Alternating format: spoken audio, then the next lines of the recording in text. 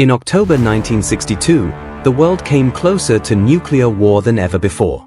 For 13 days, two superpowers stood on the edge of destruction. One wrong move could have changed everything. This was the Cuban Missile Crisis. After World War II, two superpowers emerged, the United States and the Soviet Union. They did not fight directly, but competed for global influence. This period became known as the Cold War. Both sides built massive nuclear arsenals, and the fear of nuclear war was constant. In 1959, Cuba underwent a revolution led by Fidel Castro. The country became aligned with the Soviet Union. Just 150 kilometers from the United States, Cuba was now a strategic threat. Tensions increased further after the failed Bay of Pigs invasion in 1961. On October 14, 1962, everything changed.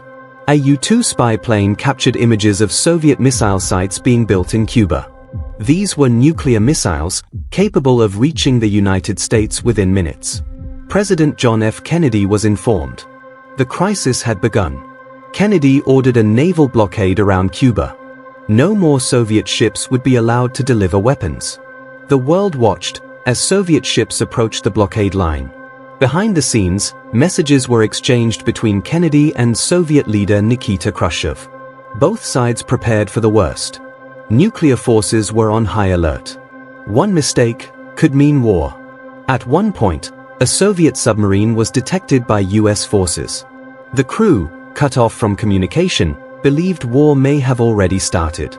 They prepared to launch a nuclear torpedo, but one officer refused to authorize it. His decision helped prevent escalation. After days of tension, a deal was reached. The Soviet Union agreed to remove its missiles from Cuba. In return, the United States promised not to invade Cuba, and secretly agreed to remove missiles from Turkey. The crisis was over. For 13 days, the world stood on the edge.